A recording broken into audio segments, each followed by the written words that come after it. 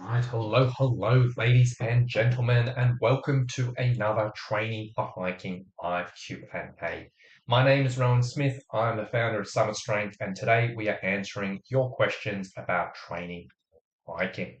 Now, if you haven't seen one of these streams before, essentially what we do is if you are on the live call and you have any particular questions you're interested about, whether it comes to training or fitness or physical preparation for the trail, you can pop them into chat and I'll do my best to answer.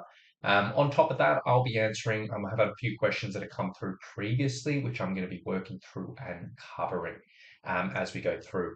So today we'll probably end up going about 30, 40 minutes or so. We'll see how we get on with the questions and if how many live ones come through. So with that being said, let's get into the first question. Now, essentially, first question is one a little bit about self-doubt and mindset, which is something that is really common for a lot of people, and it's definitely an interesting area. Now, the question was asking, does anyone struggle with self-doubt? What do you do that helps you? You know, the context of this is I'm going on a Grand Canyon in September, and I'm constantly thinking I made a mistake because of the difficulty of the hike that I'm on. I'm not slacking on training, but I am still struggling with being positive. And I'll sort of say from the outset, this is such a common thing. And in all honesty, anyone who steps themselves into an adventure or a challenge, which is a little bit outside of their comfort zone, um, everyone struggles with it. I struggle with it in so many situations. I would sort of say every single one of my clients struggle with it in one way or another. And it's a really common thing. So essentially, when it comes down to this, there are many different ways on how you can approach this and how you can sort of like help with this. But I want to talk you through a few simple pieces of advice which can definitely help.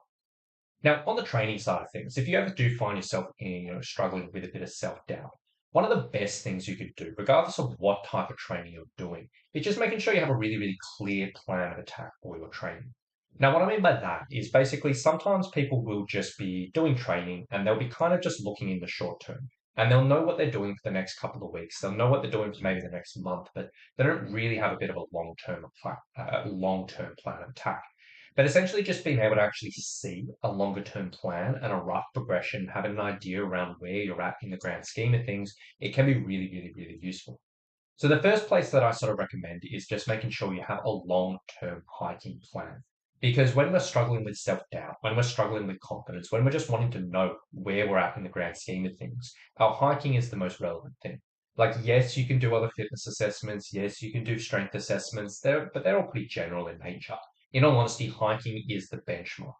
And one of the best things you can do is if you are 3 months out or 4 months out or 2 months out from a trip and you're like, am I going to be ready for this? If you can reference a longer term hiking plan, which you're confident that by the end you're going to be ready for your trip and you can actually see where you are in the grand scheme of things, it can go a really long way.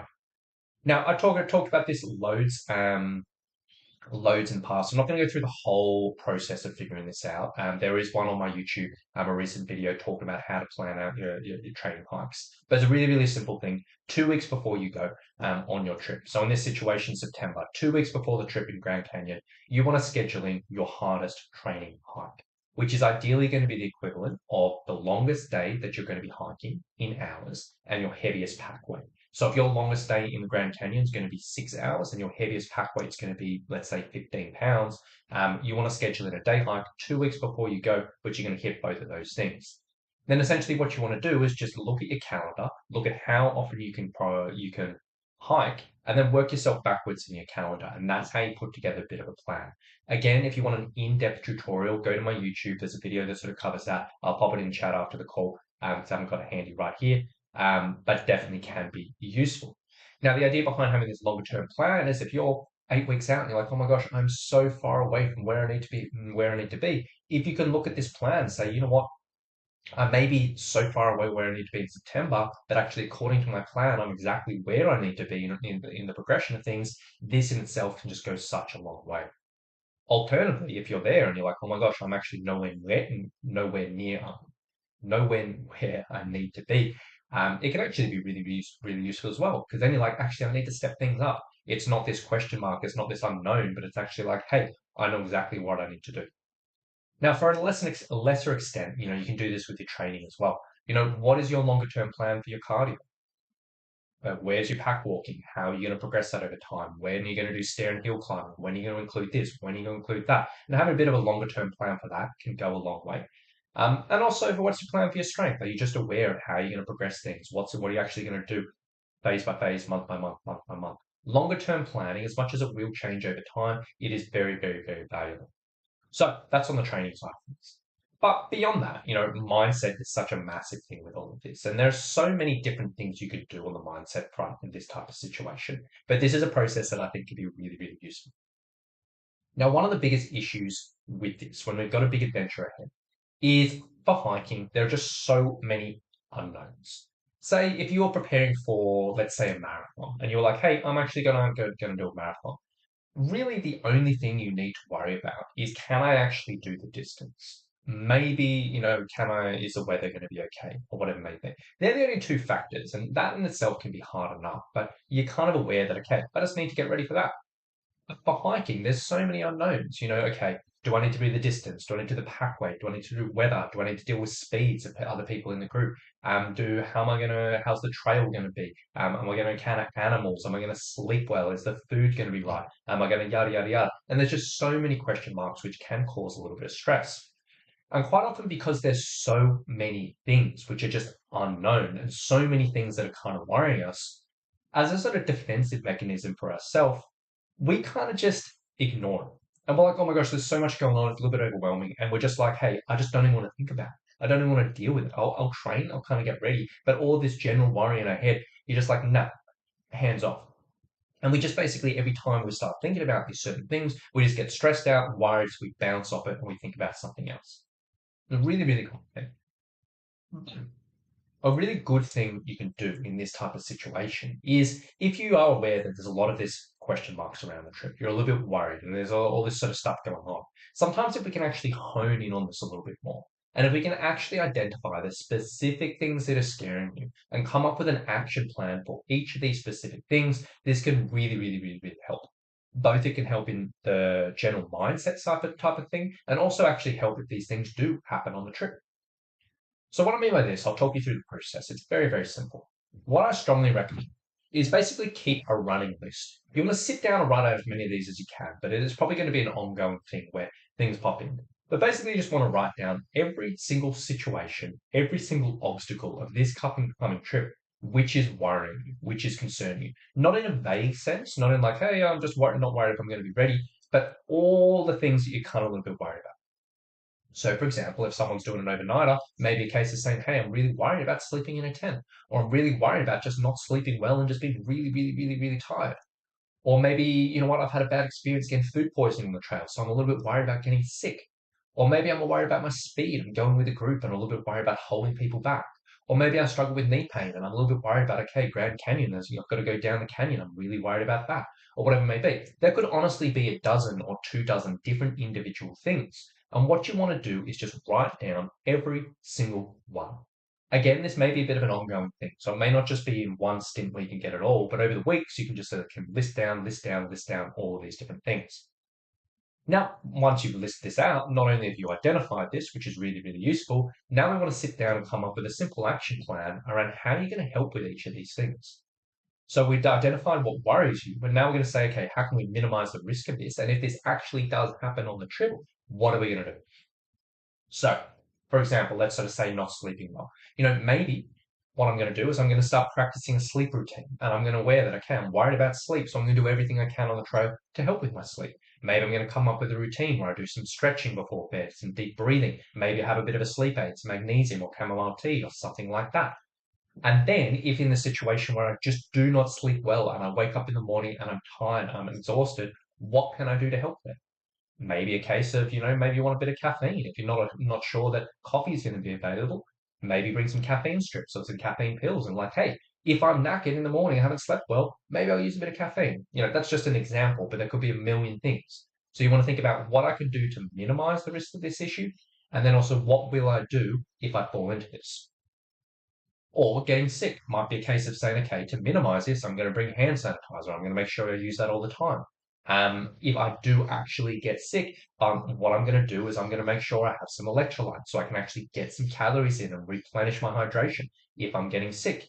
Also, what medication can I bring in? If I get gastro, what am I going to use? If I get a cold, what am I going to use? And actually list it down, write it down, and be specific.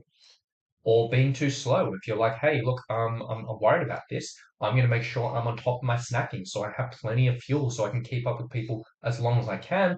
And I promise myself, if this becomes an issue, I'm going to have a conversation with people. Maybe speak to the group and say, hey, do you mind if I'm just a little bit slower? Or do we mind pulling back the pace? Or if you're with a guide, just sort of having a conversation with them and having that action plan where you actually say, I will have a conversation when this is an issue can be really useful.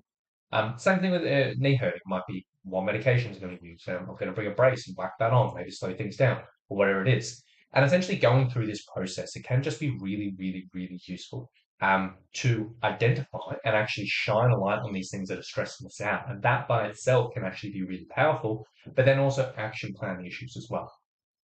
So I strongly recommend anyone who is in this situation where they're struggling with a little bit of self-doubt, go through this. Come up with a plan for your training. Make sure there's a rough, longer-term plan, and make sure you have a rough plan in regards to your training hike so you can be aware of where you're at. And also on top of that is go through this, list down every single thing that's stressing you out, that you're worried about, that you're doubting yourself about, whatever it may be, and then action plan around them. Might take a little bit of time, might be a little bit uncomfortable to do, but I promise you it can be so, so, so, so powerful. So with that being said, yeah, if anyone has any follow-up questions from that, please let me know. Once we hop off the chat, I'll probably put a post up, a link of the video around how to do the training hike so people can check that out if you haven't already. So next up, for anyone watching live, by the way, if you did have any questions, feel free to plug them up in chat. I'm happy to cover.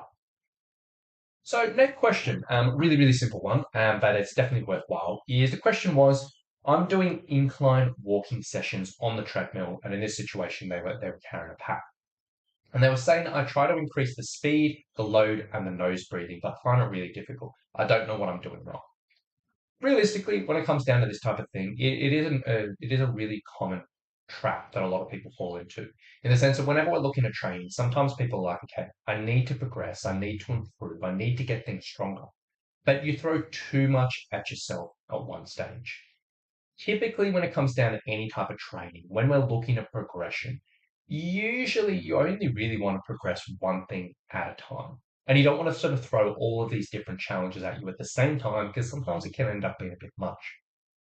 So some simple examples of this, for hiking. When we're hiking, when we're doing our training hikes, I usually say, look, week by week by week, either progress your pack weight and sort of increase your load each week as we go through, or increase your time and your distance. And instead of doing both at the same time, because sometimes that can be a bit much. Same thing with strength. If you're looking at progressing strength, I would sort of say, okay, typically we'll progress strength through adding weight. And you might add weight, add weight, add weight. Then sometimes we may add extra sets, or we may change exercise to harder variations. You may go from let's say a step up to a split squat, and that's a harder variation. But typically I wouldn't sort of say, hey, do both at the same time. Don't try to increase and make something harder by an exercise variation as well as weight. Do one thing at the same time. And the same thing with cardio, either progress your speed, your duration, or your pack weight, but you don't have to do it all at the same time. And as a really, really simple answer, that will probably sort you out. Now, another situation is, quite often when it comes down to this, sometimes we think, okay, if I'm increasing one thing, we should just be increasing, increasing, increasing. But in all honesty, sometimes when we increase one thing, we may need to reduce something else down to make it doable. So what I mean by this, an example with this treadmill session, sometimes if we're trying to increase our speed, our load, or whatever it may be, maybe if we need to increase our load, we may need to have to adjust something else to make it doable. So an example of this is like, okay, in week one, we're on the treadmill. Maybe we're doing treadmill walking at 10% incline. Maybe we're carrying a 10-kilo pack, and maybe we're walking 4 kilometers an hour. It's just random examples. Week two, we're like, okay, we're going to progress this. So what we're going to do is we're going to add in a little bit of weight. So we're going to go up to 11-kilo pack, and we're going to keep the incline the same and the speed the same. Simple. Week three, we're going to do the same thing. We're going to increase the pack weight again, but keep the incline the same and the speed the same. Simple. But then week four, we're like, okay, I actually want to increase the incline a little bit. But what you find, you hop on the treadmill, you're going, and you're like, oh my gosh, this is way too big a jump up. I'm doing 12% incline. I'm doing 12 kilo pack, but you know what? I just cannot keep up with this 4 kilometers an hour. So in this situation, you may just drop your speed. And that way you can basically drop the speed, get through the incline. And then you may look at week five, you may increase the speed, or week five, you may increase the incline again, or week five, you may increase the pack weight, or whatever it may be. And you can basically just look at this sort of slowly building up and occasionally pull things down. I'll do the same thing with my clients' training hikes. Like when I sort of say, hey, we either progress the pack weight or the time and distance each week. We don't always typically do always getting more, but we may do say 2 to 3 hours hiking one week with let's say 5 kilo pack, then 3 to 4 hours hiking with a 5 kilo pack. And then we're like, okay, we want to increase the pack weight, so we'll go back down to 2 to 3 hours hiking, but go up to a 7 kilo pack. And as you can see, again, we manipulate certain things. So we still challenge the body in new ways, but we make it doable. So long answer short to this type of thing is, when we are looking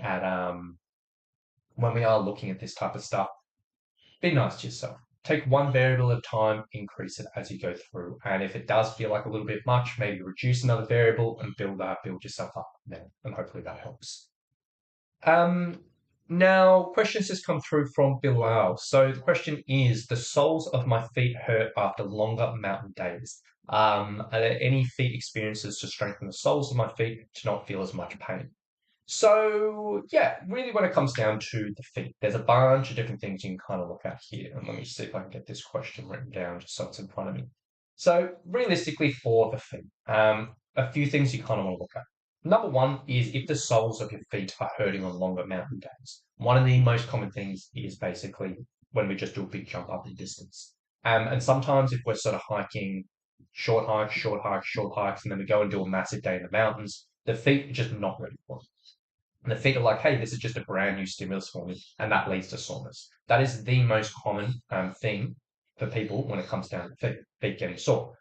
So the simple solution to that is basically saying, okay, if I'm jotting out the training hikes I'm doing, just making sure there's not big jump ups in regards to things. And also the sort of follow-up question is tibialis anterior as well. So let me pop this in. The follow-up thing, also my tibialis anterior hurt after long days too. So in all honesty, just off the first thoughts of this is it just sounds like it's just too big a jump up in regards to distances. And if you're kind of going from nothing or small hikes up to these longer mountain days and you're getting these aches and pains, it's just a sign of saying, hey, the body's just not quite prepared for it. So in regards to training, there's a few areas that I look at. Hiking, I would sort of say come up with a plan. In the sense that if you can come up with a plan which gives you a slow and steady progression up to your longer mountain days, that can really help. So if you're aware in like 4 weeks' time, I have a 6 hour hike in the mountains. If you're aware that, hey, 4 weeks I have a 6 hour hike in the mountains, then you sort of say, okay, maybe 3 weeks leading up to that, I'm going to come up with a really simple plan. And I'm going to sort of say, hey, this week I'm going to do 2 hours, then 3 hours, then 4 to 5 hours, and then jump by 6 hours as a really simple example. And sometimes just filling in some of those smaller hikes where we slowly build up, it can go a long way. Very simple, but does really help. Now, beyond that, maybe you're in a situation where you can't like really hike a huge amount, or maybe it just sort of happens regardless. And then we can kind of fill it out with a few other areas. On conditioning sessions, we can kind of look at how can we challenge the feet and how can we challenge the lower limbs in a way that will help strengthen them up and help get them used to this so it's not a big jump up. So we can kind of look at like low to pack walking, just doing simple, shorter low to pack sessions for 45, 60 minutes and loading up the pack a little bit heavier than what you expect in the mountains. Really easy way of giving the feet a good stimulus, giving the lower limbs a good stimulus, and building it up there. It may sound simple, but if you can fit in one of those a week and slowly build that up, again, it can help. Same thing with like stair and hill climbing. Sometimes just jumping up into mountain hikes and you're like, you know what, there's so much stress going through here. The feet are just not used to it. So you can kind of look at, okay, maybe I'll sort of fit that in. And then on the strength side of things, you can kind of look at, okay, what can I do to directly help my feet? What can I do to directly help my lower limbs and everything like that? And there's lots and lots and lots of different ways you can go about strengthening. Sorry for the white screen for anyone watching. Lots and lots of different things you can do to help with that. But I will share this video here in the chat. And this gives sort of three different areas of training, which can be pretty useful for the lower limbs and can really help with this type of stuff. So let me just skip through it. I'll share it in the chat so you can check it out. But basically, there's a simple exercise. This one, it's a very low load option for helping strengthen up the anterior tibialis. You may need to load this up a little bit more, but this is a good starting option here. That can be number one. Number two, doing some sort of straight leg calf raises. That definitely does go a long way into supporting the feet and also supporting the shins. And also number three, doing some type of bent leg calf raises as well, and that can go a long way. So I'll share that in chat so people can kind of check that out and have a look. But yeah, that's sort of what I would recommend when it comes down to this type of stuff. Make sure you have a hiking plan which slowly builds things up. Make sure you are doing some conditioning sessions which will expose the feet and the lower limbs to the specific challenges of your hiking in a way that just isn't in the middle of the trail. And also make sure you're doing a little bit of strengthening. And those three types of things can definitely go a long way. And then, oh yeah, and last thing I'll say, as always with footwear, make sure at least you are have tested out your footwear and you've got well-fitting well-fitting footwear and it's all comfortable for you. But I'm not going to go into that too much more. So hopefully that helped a lot. If you have any follow-up questions off that, let me know. But yeah, check out that video in regards to the strengthening stuff. Come up with a hiking plan, and I might just share this in chat now so people have training.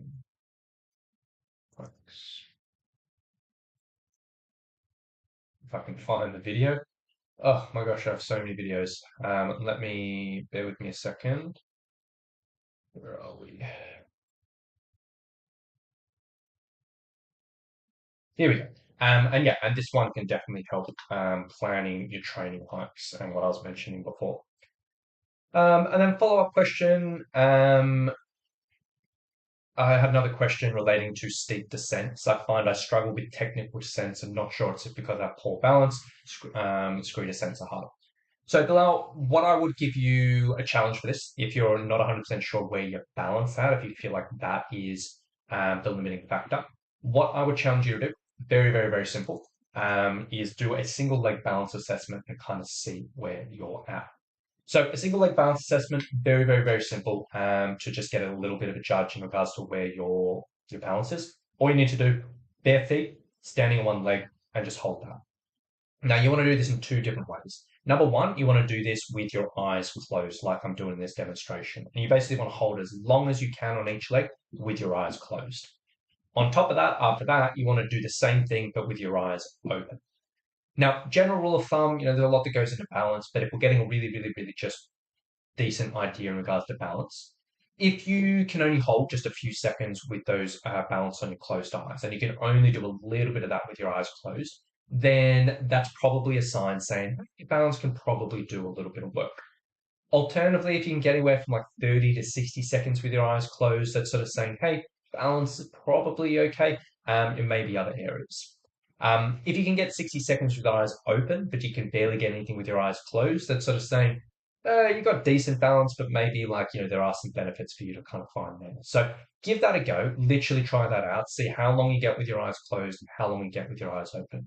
And then you can sort of figure out, okay, if I scored pretty well on the balance and I felt I was pretty confident, maybe there's other areas I need to work on. Maybe it's a case of actually it's not so much balance, but it's strength. And then maybe I sort of I'm feeling unstable because my legs are simply not strong enough to support me.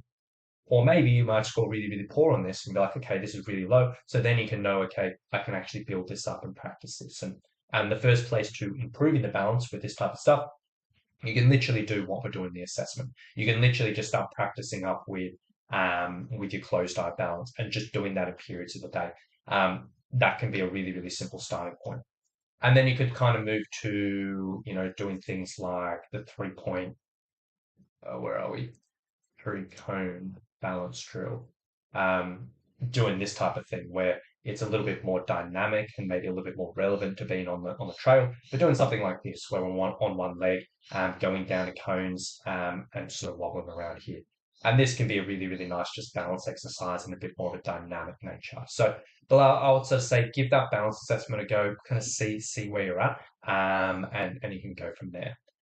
And then the last thing I'll sort of say, if you want to dive into that in a little bit more detail, this is a longer webinar I did on the subject, which again, I'll pop into chat. But there's basically this one goes into a bunch of information around training for descents. And it sort of talks through, it gives you a bunch of different like training options in regards to things that can help, so different exercise options, and sort of how you can build out and help you on that. It talks to a bunch of other stuff. Um, yeah, and you can check that out. And then follow up.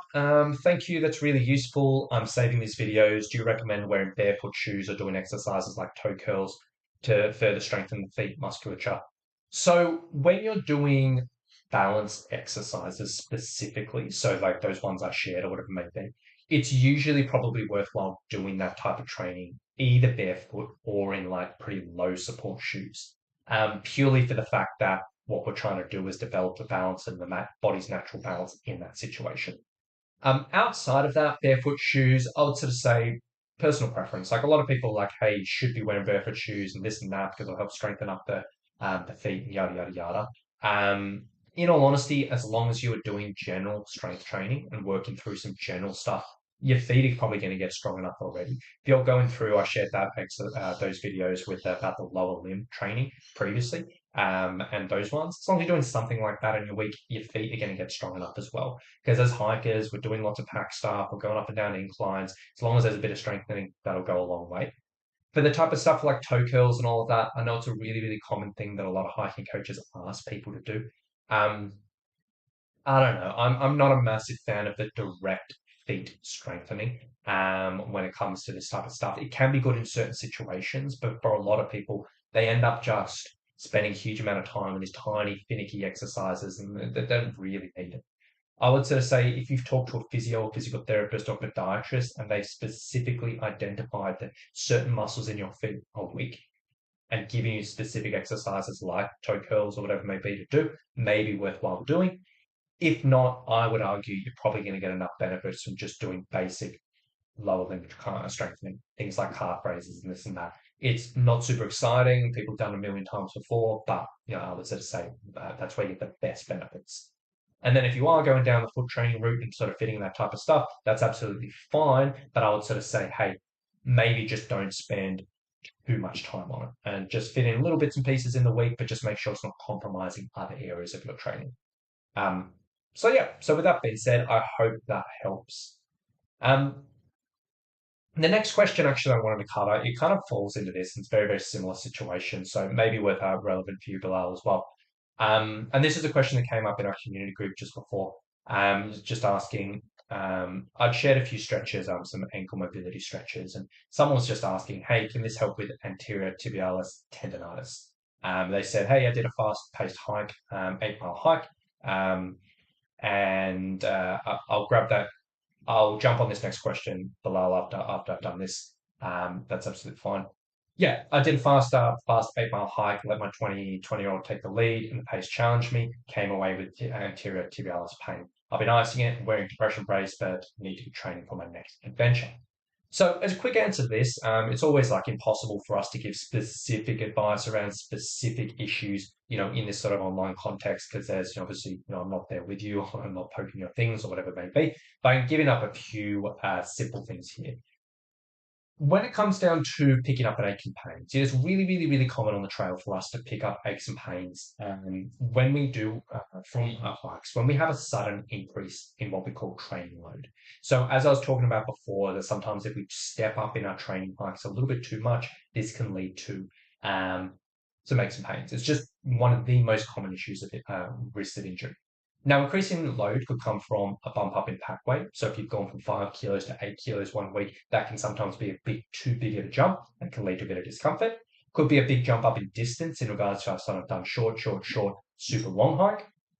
Could be a big change in elevation, meaning you've just done flat, all of a sudden I've got all this up and down. Could be exposure to different types of terrain, meaning I've just been training on nice manicured surfaces and all of a sudden I've got like scree or whatever it may be, or a really, really common one in this situation, an increasing hiking speed. And typically when we're pushed out of our normal speeds and we have to keep up with someone, this leads to aches and pains, whether it's feet, whether it's knees, whether it's hips or whatever it may be, really, really, really common. Now, if you do pick up something like this, as a short-term thing, if you get pulled up a little bit sore after a hike, 9 times out of 10, it's usually not a big deal. Like, as a short-term thing, just give it a bit of space for a few days or even up to a week. Give it a bit of love, maybe a bit of stretching, maybe a bit of massage if it's really sore, some icing or whatever it may be. As a short-term thing, let it chill out. More often than not, it'll kind of sort itself out. If it is a sort of recurring thing or is it more of a longer term thing, and say you did a one hike and it's just lingering after a week or whatever it may be, then, a few important pieces of advice. First and foremost, get it diagnosed. In all honesty, like I'm not 100% sure from the question whether this has been diagnosed or whether this is a self-diagnosis. If you're just sort of saying, hey, I've got anterior tibialis pain, or I have tendonitis, because as much as they may have similar symptoms, might just be pain. A lot of pain doesn't actually always equal injury. So not 100% sure if you're self-diagnosing here. So what I would sort of say is if it is a longer term thing, see a physio, see a physical therapist, whatever it may be, because in all honesty, self-diagnosis, it never really works. It's never really there's so many different things that could cause particular aches, whatever it may be. And if we just go into Google and we're like, hey, there's pain here, and we're like, pick up something, sometimes it can lead us down the wrong route. So number one, get it diagnosed. Number two is when it comes down to training, do whatever's recommended from your professional. And this may sound like common sense, but the amount of people who see a physio or they see a physical therapist and they're like, hey, you've got this issue. I would like you to do these exercises. And the people are like, okay, I did this exercise once or twice and didn't get any better or whatever it may be, or I've been given these exercises before and I don't like them, whatever, and just don't do it. If you've been giving someone, if you've gone to someone for an issue and you've been giving a specific things to do, I strongly recommend start there and do it. Beyond that, if you're training for a hike, definitely look at what you can do to work around the issue while the area is tender. And what I mean by that is if the tibialis anterior, so the front of the shin, is quite sore and you're like, hey, I actually can't go and do a huge amount of hiking, I can't do stair climbing, I can't do whatever it may be, think about what kind of other types of training can I do to kind of move me forward during this time, which isn't going to stress out the area. So, common thing here when it comes down to lower limb issues, off-peak conditioning could be really, really good. Stuff on the bike, stuff on the elliptical, stuff on the rower, stuff in the pool, or whatever it may be. Anything where you can train your aerobic energy system and get some good cardio in, but doesn't put stress through the area, it's really, really valuable. For a lot of my hikers who struggle with foot pain, we do a lot of their conditioning just on the bike, where we can get good amount of time, good amount of intensity to this type of stuff without stressing out that area. So that's definitely something to look at if it's a longer term thing. Same thing with strength training. As a general rule of thumb, like most strengthening the specific area is probably going to be beneficial as long as it doesn't make it worse. I would sort of say just be guided by whatever your physical therapist has to say. But 9 times out of 10 with lower limb stuff, we can still do a lot of strength training. So you may not be able to put a huge amount of stress through the shins, but you can still train your quads, you can still train your hamstrings, you can still train your glutes. All of this stuff is going to be beneficial for your hiking as a whole, and also as a longer term thing, helping support that particular area. And also on top of that, maybe depending on the severity of how it's feeling, is maybe looking at some easier or lighter walking sessions. So you may not want to go out for a full hike, or you may not want to go for a full loaded pack session, but maybe just do something a bit more moderate, something a bit easier, something a bit slower. So you still get a little bit of walking as you go through. And then finally, as I sort of said before in a previous question, have a plan with your training and hiking to minimize sudden jump ups in load. So plan out your training hikes, have a rough plan around how you're going about this, just so there's minimal jump ups as you go through. And then finally, last thing I'd sort of say on this is just have an action plan when it comes down to this type of stuff. Quite often, a lot of us are aware of, okay, we've done something like this. We're aware that something is a little bit of a trigger. So we want to actually have an action plan if this type of happens again. So in this context of example, I would be 99% certain that speed was the trigger here, where you kind of just get pushed to the pace and kind of got a little bit uncomfortable. So then we can sort of say, okay, if I'm aware this is a trigger, if I'm aware this has caused me issues in the past, if I'm faced with this type of thing again, what do I do? In speed, in the situation, it usually comes down to a conversation. And literally just going to your hiking buddy, to your hiking guide in this situation, your son, and just sort of saying, hey, do you mind if I set the pace? Or do you mind if we go a little bit slower or whatever it may be? And I fully understand sometimes those conversations can be tough to have, that's kind of what you need to do. So you can minimize the risk of that flare up, minimize the risk of that issue being in trouble. Or if you're like doing pack training, you're like, hey, actually, I'm aware that my pack weight is a bit of a trigger. Maybe when you're actually loading up your hiking pack, instead of loading up with rice or dog food or weights or whatever it may be, use the water bottle trick. And when you go out, make sure a large part of your pack weight is made up in water bottles. And if you're out on the trail and you're like, oh, you know what, something's creeping up, or something's getting a bit sore, something's a bit achy, dump a bit of water out and continue on. That could be a really good option. Obviously, that's not relevant advice for an actual hike if you're going on an overnight or a multi-dayer, but if you're just doing training hikes, that can be really useful. Or if it's like distance or elevation or terrain, you're like, okay, I did a big jump up in any of these things. I know that's a trigger. And all of a sudden, okay, I've been hiking, and someone's offered me to go on this big adventure next week, but I know it's going to be a jump up. Then just consider, okay, this was a trigger for me. What can I do? Maybe just sort of say it, you know what, I'm going to go with the intention of having more rest than usual. And instead of resting, over a 6 hour hike, instead of having lunch and morning tea and that's it, maybe every 90 minutes, I'm going to sit down and take 5 to 10 minute rest or something like that. Sometimes just coming up with a really, really simple action plan for this stuff can really, really help. So yeah, I hope that kind of helps out in regards to that question there. I know it's a big topic, but hopefully that does help. Um, so a couple more from below. Thank you for the tibialis anterior question. It was very relevant. The question mentioned ice based on RICE protocol. I heard ice is no longer recommended for soreness and injury.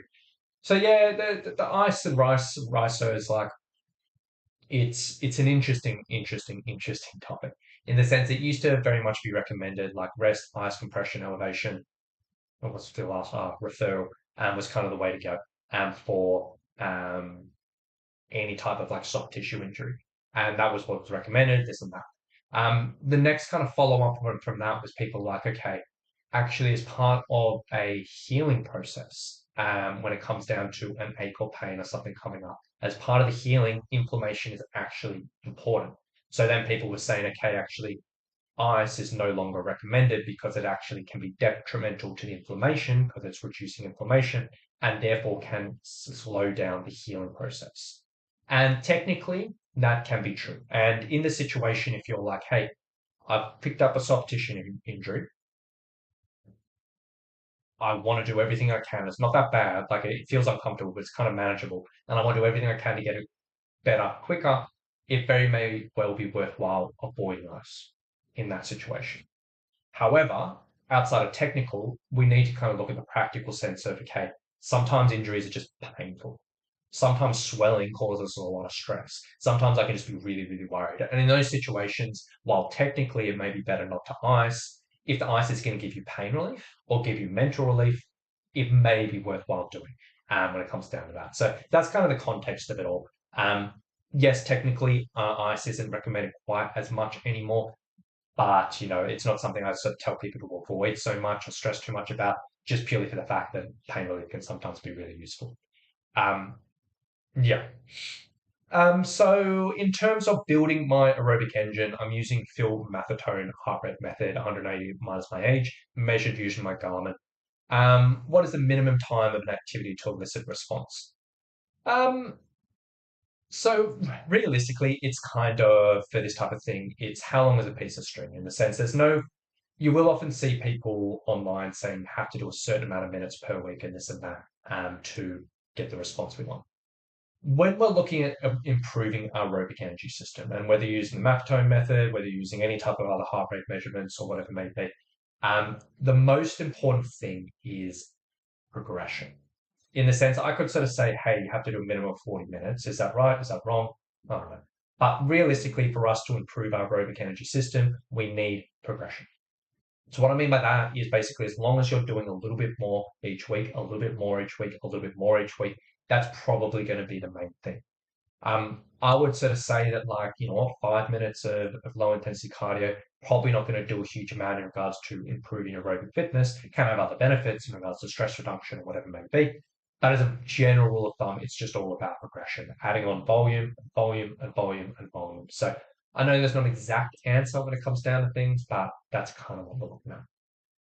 Sometimes when you're looking at, it's a massive subject and probably don't have time to go into like, super, super, super deep on it. But sometimes when you're looking at specific recommendations for this type of stuff, a lot of it comes out of things like the triathlon world or the cycling world or whatever it may be. And they are often quite good at taking, okay, this is an endpoint of kind of where I need to be. And this is like the racing endpoint of like, this is how much volume I need to do on the hike, whatever, on my race. And they're quite good at like reverse engineering it in the sense of saying, okay, for us to kind of get to this point, we need to do this much, this much, this much, and they can come up with minimum effective doses. And it gets very, very complicated. And that's like well beyond the way I sort of approach things. In all honesty, just take whatever you're doing as long as you're progressing it. That's kind of the main thing. Um,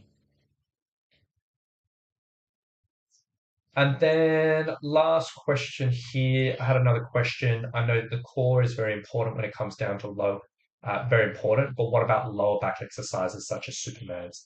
Are they just as important as conventional core exercises? So yeah, typically when it comes down to core training, like a lot of people classify the core as just their abdominals, and they just think about like the abdominals, and that's kind of their core training. I would typically sort of lump in the lower back exercises and the back extensors as core exercises as well. That would sort of go into my definition of core. So I would typically say getting some type of training stimulus through those areas can be really, really useful. And I would just sort of have a look at your training week and think, okay, am I doing anything in the week which is actually strengthening this type of stuff up? Now, if you're doing any type of like hinging exercise, so like if you're doing like deadlifts or whatever it may be, or uh, yeah, deadlifts or whatever it may be, more often than not, this type of stuff will give enough of a stimulus to the lower back. Even though it's predominantly working the hamstrings and glutes, this type of stuff will still get a good stimulus through the lower back, which I think is enough for most people, unless the lower back is a particular weak point for people. Other things are like RDLs, Romanian, like doing double-legged deadlifts. Where's my videos? Maybe it's not there. Um, what else could we do? Like things like good mornings could be really good options for this, where you're basically it's very, very similar to like a Romanian deadlift, but basically we're holding a weight at our front. Um, and this can be a really good way of getting loading up the lower back and this type of stuff. So I would sort of say, yes, it is important to train the lower back and the back extensors in somewhere in the week, whether you want to do that through a way of doing direct strengthening exercises like Supermans or back extensions or whatever it may be, or whether you're doing some type of hinging thing, whether it's a good morning or a deadlift or whatever it may be. I would usually say that's probably enough unless it's a little bit of a weaker area for you.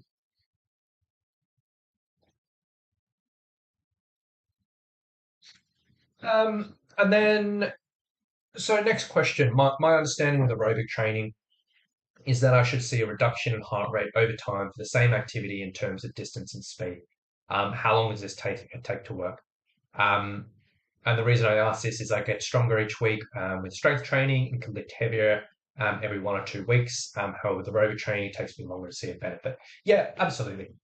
So again, this is kind of a really, really open-ended question in the sense that everyone is going to be a little bit different, and there's so many factors which can affect the speed of this in regards to what your training history is like, what your current levels of fitness are, how much volume you're doing in the week, what types of things. So it's impossible to kind of say like an exact answer there. But realistically, for strength training, you can see improvements, as you said, very, very quickly. And in 2 or 3 or 4 weeks, even some people in the same session, you can actually get stronger, technically. And that happens really, really quickly. For aerobic stuff, I would sort of say like it can sometimes be very, very slow. And the lower intensity cardio training, the lower intensity aerobic training, it takes a long period for us to see those adaptations come in, and it's very, very, very slow. So what I would typically say is, looking at that reduction in heart rate over time for the same activity, yeah, it can be tough. Um, I would sort of say a way you could approach this, and again, there's so many factors, so it's hard for me to give you an exact answer here. But what I would sort of say, a really, really simple way you could approach this is you could look at your aerobic training. Typically, with our lower intensity cardio, the most important factor in regards to seeing improvements is adding on volume, meaning you're doing a little bit more, a little bit more, a little bit more. So what I would probably recommend is maybe doing something like, okay, in week one, you do a certain benchmark where you may say, let's use 5 kilometers of running as an example. I'm not saying you have to run or anything like that, but this is a really simple example. Maybe in week one, you do 5 kilometers of running and you keep it at that zone two level and you time that out. You're like, okay, cool, that's all happy days, or whatever you do. Do a benchmark 5 kilometer run. And then over the next 5 weeks, you do a little bit more, a little bit more, a little bit more. So you may do 5 kilometers and 5.5 and 6 and 6.5, 7, yada, yada, yada. And then you say maybe once every 6 weeks or so, you go back and redo that benchmark and just see how you go. That may be a better way of approaching it as opposed to doing the same thing week after week after week and just trying to look at that sort of reduction in heart rate because it may happen eventually, but sometimes you're not getting the stimulus you need to improve. Maybe you're not getting the progression you need to improve. And sometimes it can be very, very, very frustrating. So I would sort of say, again, I'm sorry that's not an exact answer there, but I would sort of say that's probably a good way of looking at it, just as a really, really general rule of thumb, is just check in on that every once in a while. But look at your other training in the sense of adding a bit more volume, add a bit more volume, add a bit more volume. Um, and I think that's probably a way of going about it. So sorry if that's not an exact answer, but yeah, hopefully that helps. But general rule of thumb, lower intensity aerobic conditioning takes a long time to improve. Um, Good news of that is once you develop it, it takes actually a very long time to disappear as well. So compared to some other types of fitness where you can improve it really quickly, drops off really quickly, aerobic conditioning kind of hangs around much, much longer. So hopefully that helps. And gives you a little bit of info there. Um, but yeah, but with that being said, I think that will probably be enough for us today. So with that being said, I feel like we've gotten through a lot of good info here, and a lot of good stuff. If anyone who was watching this on Facebook was curious about where all these questions are coming through, this is actually all through the YouTube chat, so you can kind of check them out if you're interested. But for everyone watching live, I do hope you've enjoyed it today. I hope you got a little bit of information out of it. Any questions that you would like me to cover in future calls, please flick them through to me. I'm happy to pop them up and cover them in a bit of detail. Um, Below, sometimes I feel nauseous and have a headache and loss of appetite, hot weather hikes. Yeah, last thing before we hop off. If you are feeling nauseous and have a headache and loss of appetite and hot weather hikes, it's probably a case of electrolytes important, hydration important, making sure there is some food in you, even with the loss of appetite. So I'll make sure you're getting some calories in, and probably more than likely pulling back your intensity a little bit. Because when we are in hot weather, everything will be harder on our body. We'll have less fuel in us because of our loss of appetite. So I would recommend just pulling back the intensity a little bit. But stay on top of electrolytes, stay on top of hydration, make sure there is some type of food you can still get in, even when that appetite is gone, and reduce the intensity. And that would typically help a little bit. But with that being said, yeah, my pleasure. Great, you got some value out of it. So I hope everyone watching has a lovely, lovely rest of your day. Hope you have a lovely weekend, and we'll talk to everyone very, very soon. Take it easy, guys. Bye.